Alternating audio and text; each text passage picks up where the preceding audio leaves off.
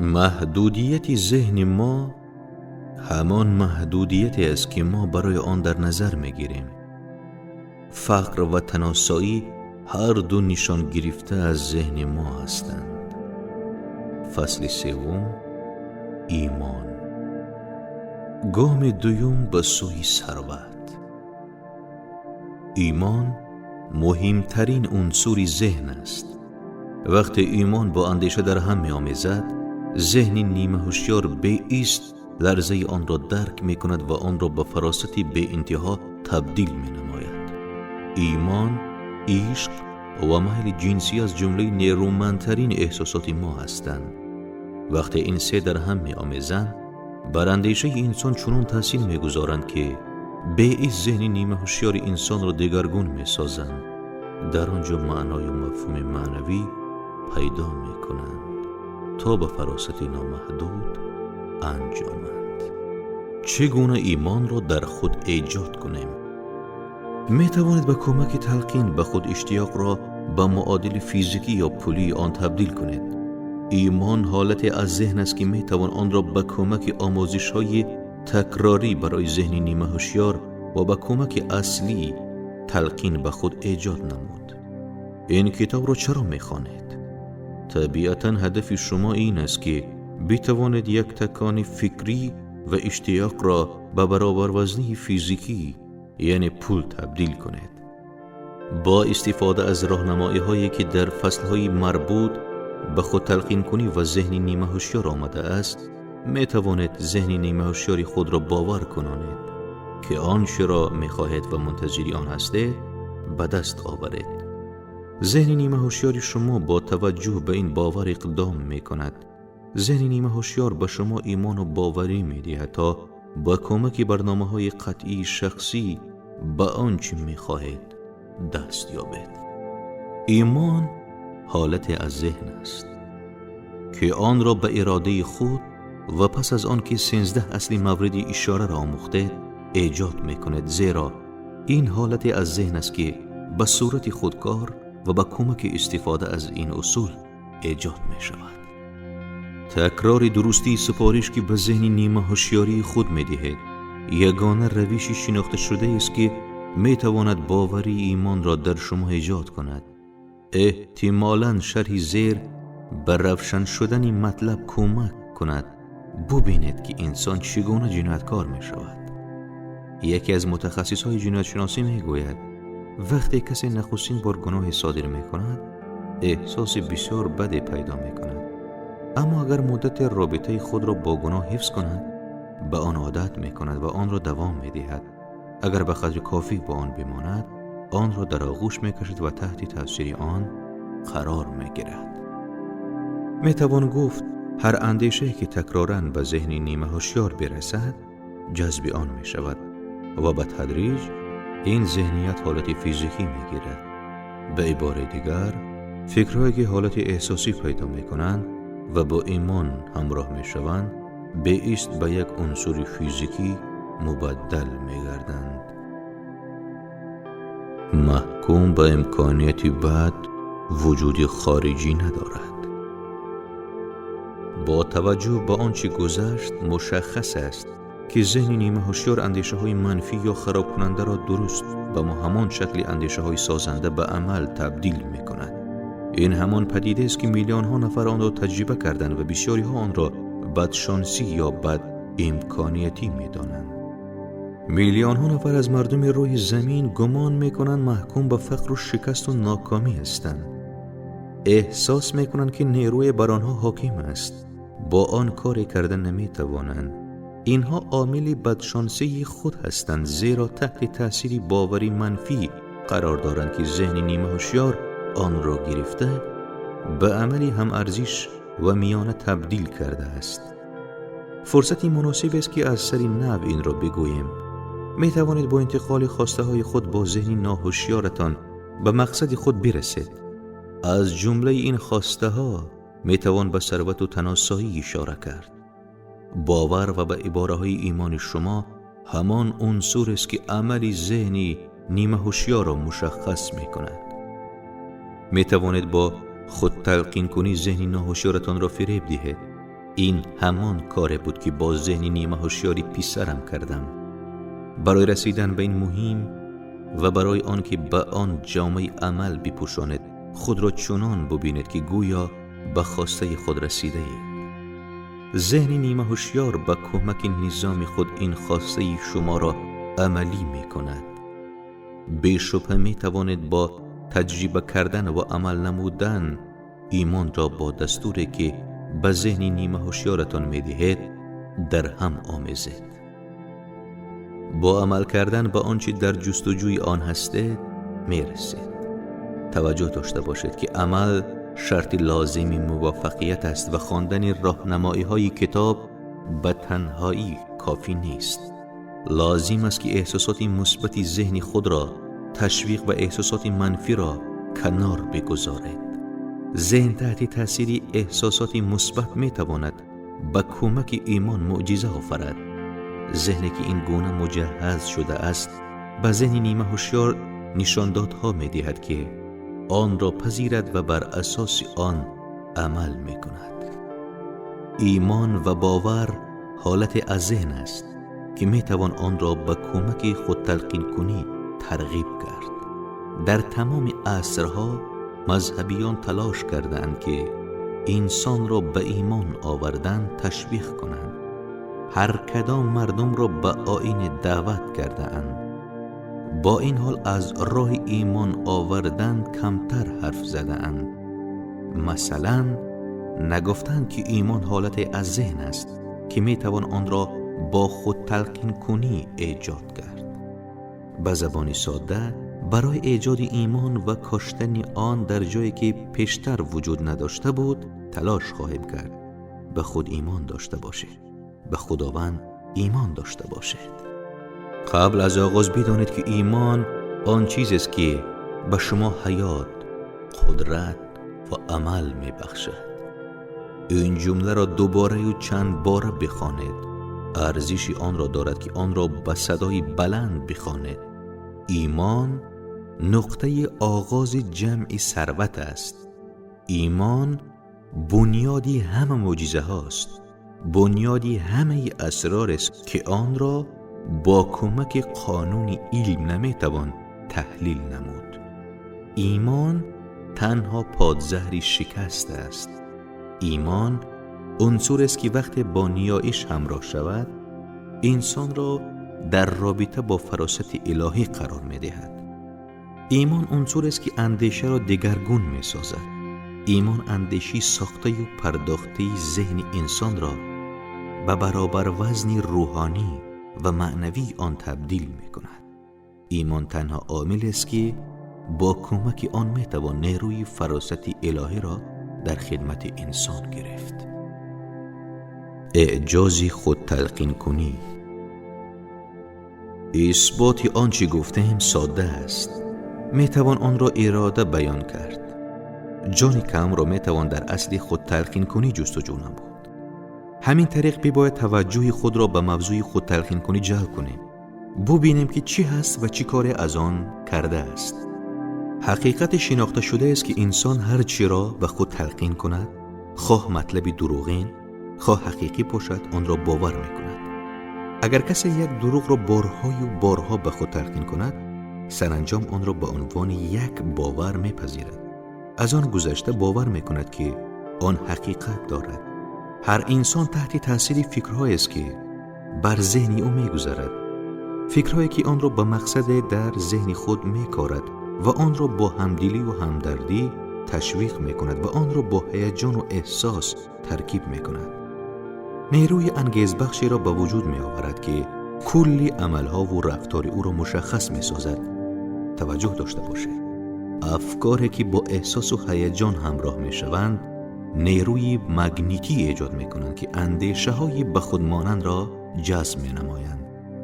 اندیشه پیوند خورده با احساس را می توان با تخم مقایسه کرد که وقتی در خاک مناسب کش شود از خاک می روید. رشد به خود را بسیار می کند. آنگونه که یک تخم به میلیون ها تخم از نوع خود تبدیل می شود.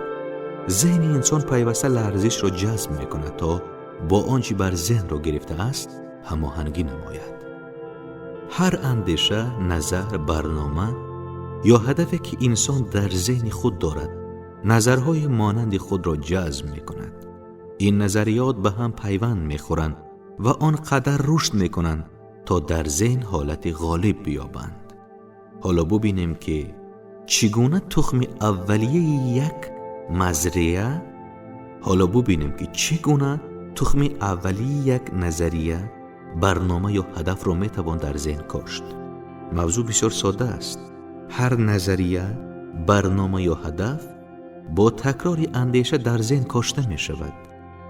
به همین دلیل است که توصیه می کنیم جمله های درباره هدف اصلی خود بنویسید. هدف اصلی خود را مشخص سازید و آن را به حافظه بسپارید. جزئیات آن را کلمه به کلمه و روز به روز آنقدر برای خود بگویید تا لرزه صدا به ذهن نیمه هوشیار شما برسد. آماده شوید که عامل‌های ناخوشایند، محیط و شرایط را از ذهن خود دور نگاه دارید. برای خود زندگی مورد علاقتان را سفارش دهید. از ذهنیت خود صورت برداری کنید. شاید به این نتیجه برسید که بزرگترین نقطه ضعف شما کمی اعتماد به نفس است.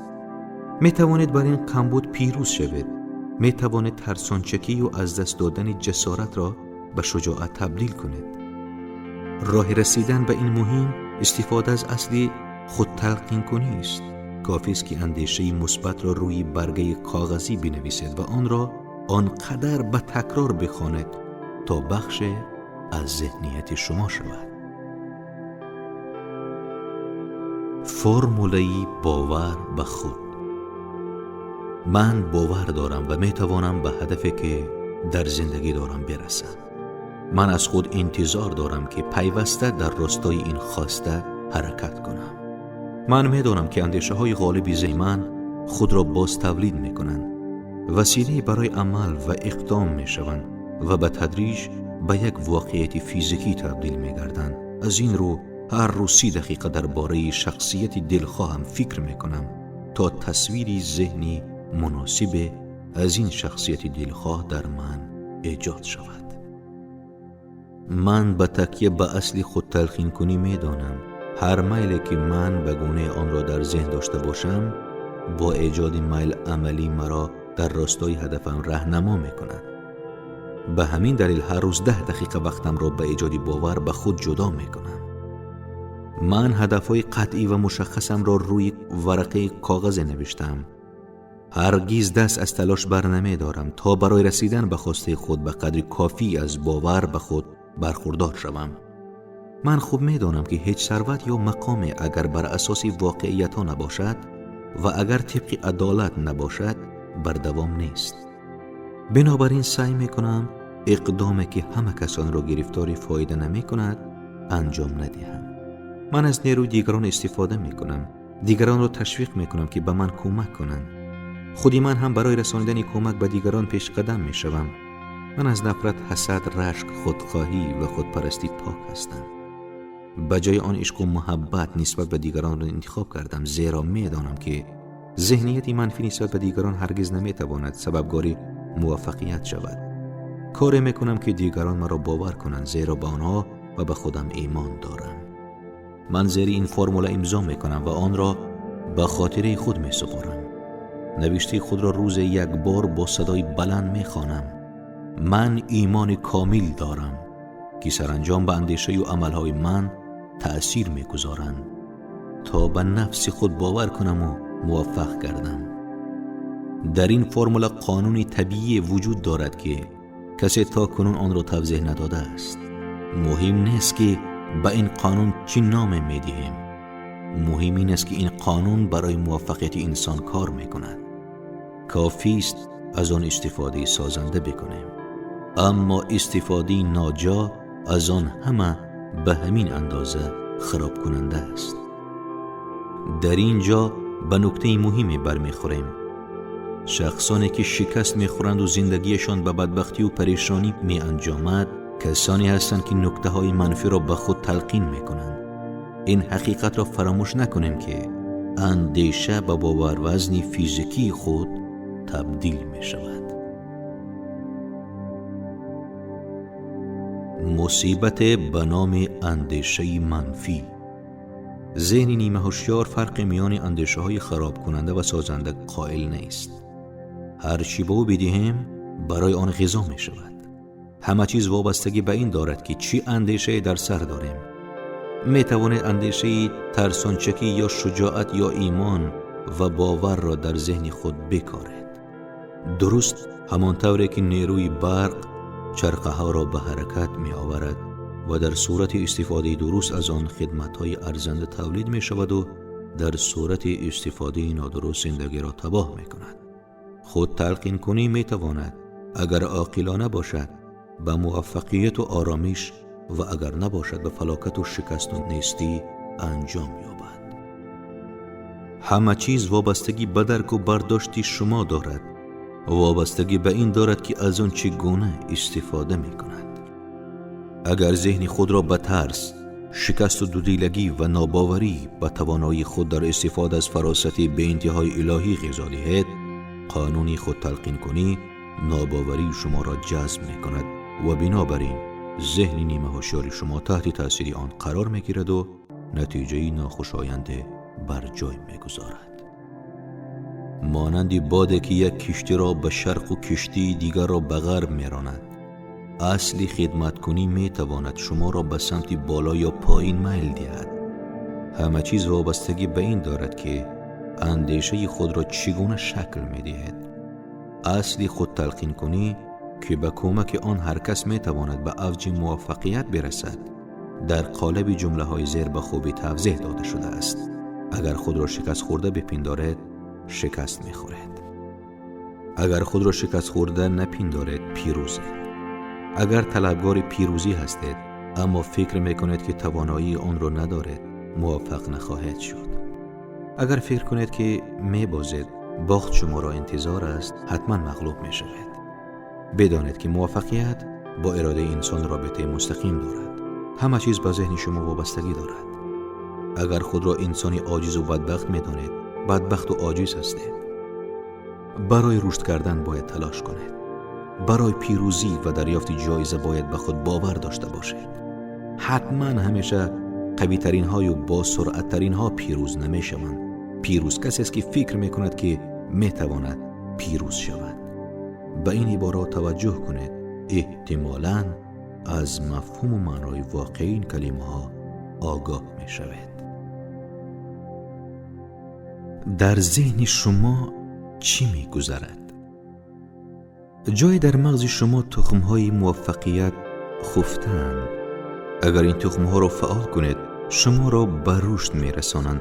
شما را به جای می‌رسانند که هرگز فکرش را هم نمی کنید. درست به همان شکل که استاد موسیقی می‌تواند با سیم‌های ویولون زیباترین آهنگ‌ها را بسراید، شما هم می‌توانید استعدادی بلندی که در ذهن شما خفته است بیدار کنید و از آن برای رسیدن به هر هدفی که دارید استفاده نمایید. ابراهام لینکلن در بیشتری اقداماتش شکست خورد تا اینکه سنش از 40 گذشت. تا این زمان او هیچ به تمام معنا بود که تا به تجربه بزرگ دست زد. استعدادی بلندی خفته ذهنش را بیدار کرد و به یکی از برجسته ترین شخصیت های تاریخی جهان تبدیل شد. این تجربه بود آمیخته با احساس اندوه و عشق و آن را از ان راتلیج، یگانه زنی که او را براستی دوست داشت، نصیب کرده است. احساس عشق در رابطه نزدیک با آن چیزی است که ایمان نامیده می شود. من در بررسی هایم به این نتیجه رسیدم که در پیروزی تمام کسانی برجسته و موفق دنیا تأثیری عشقی وجود داشته است. اگر دلیلی درباره قدرت ایمان می خواهید، داستان موفقیت مردان و زنانی را که از این مهم استفاده کردن مطالعه کنید. جوهر تعلیم ها و موفقیت های عیسی مسیح چیز بیشتر یا کمتر از ایمان نبود. اگر قرار باشد پدیده به نام معجزه وجود داشته باشد، از طریق احساس از ذهن که آن را ایمان می نامیم ایجاد می شود. اجازت بدهید از قدرت ایمانی که یکی از بزرگترین نابغه های تاریخ یعنی مهاتما گاندی از آن برخوردار بود حرف بزنیم. ایمان در گاندی کار در حدی معجزه صورت داد. او در مقایسه با هم اسران خود از قدرتی بالقوه بیشتری برخوردار بود و این در شرایطی بود که او از اساس ظاهری قدرت مانند پول، اسباب جنگی، سرباز و جنگ افزار بهره نداشت. او نه پول داشت، نه خانه و نه لباس، اما قدرت داشت. چگونه به این قدرت رسید؟ او این قدرت را با اصل ایمان به دست آورد. او توانست ایمان را در ذهن 200 میلیون انسان بکارد. او توانست 200 میلیون انسان را به مبارزه نظامی آماده کند. کدام نیروی دیگری می توانست چون این کار صورت دهد؟ نقطه نظری که به عافیت انجامید.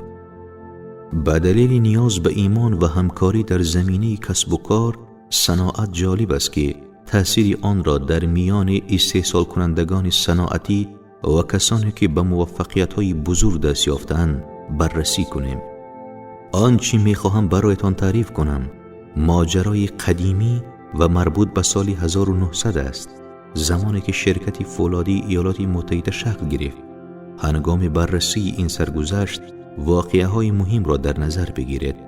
ببینید چگونه نقطه نظرها و عقیده‌ها به موقعیت‌های عظیم انجامیدند.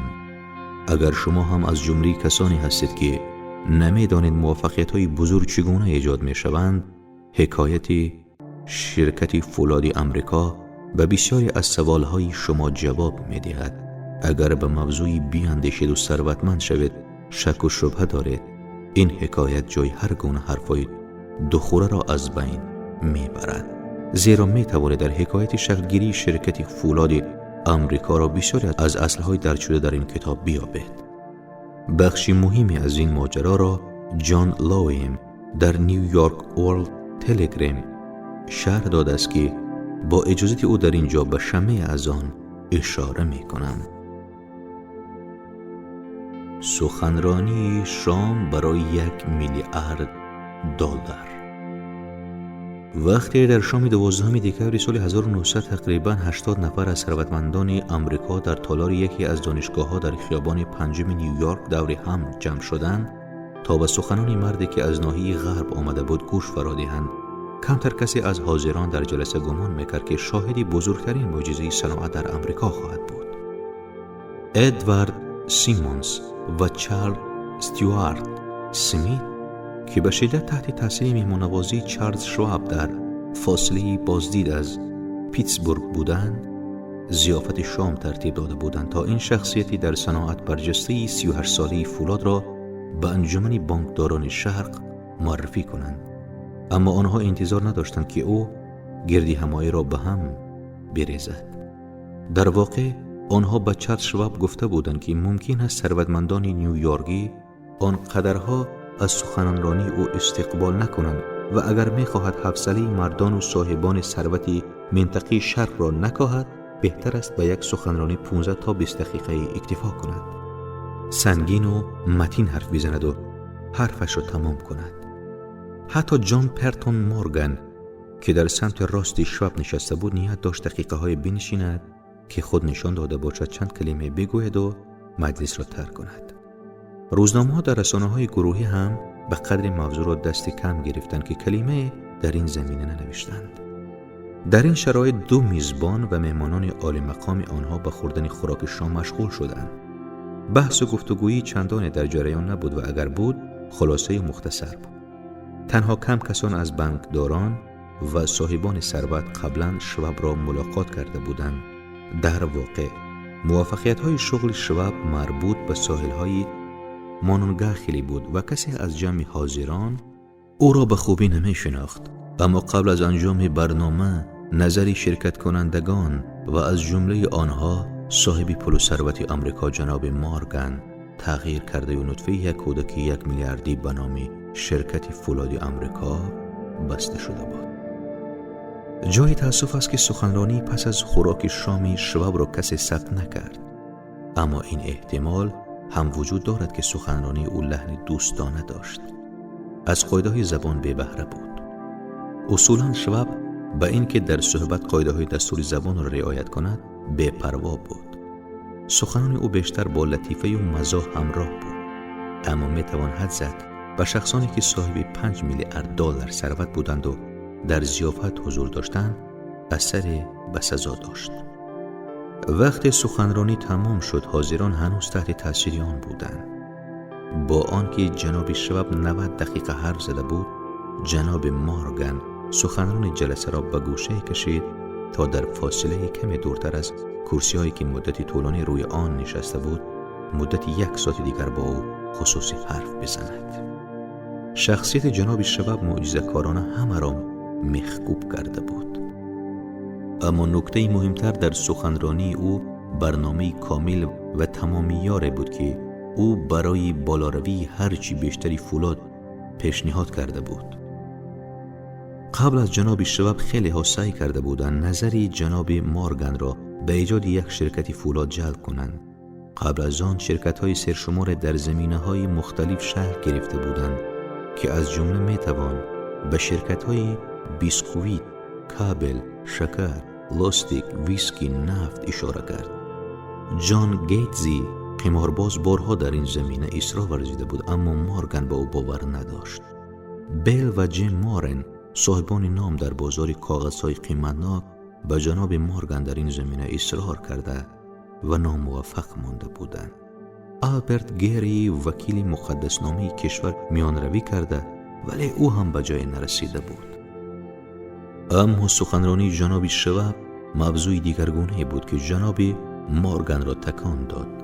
مورگان در اندیشه سرمایه‌گذاری جسارت آمیز در امر فولاد فرو رفت. قبلا تحت تاثیر اقدام‌های جان گیتس از طرف بسیاری از سرمایه‌داران کوچک و بزرگ آمریکا و با همراهی مورگان شرکت فولادی آمریکا تأسیس شده بود. اما در کنار شرکتی غلاسی اندریو کارنگی که صاحبان آن را 53 تن از ثروتمندان نامدار آمریکا تشکیل می‌دادند، دیگر شرکت‌ها حرفی برای گفتن نداشتند.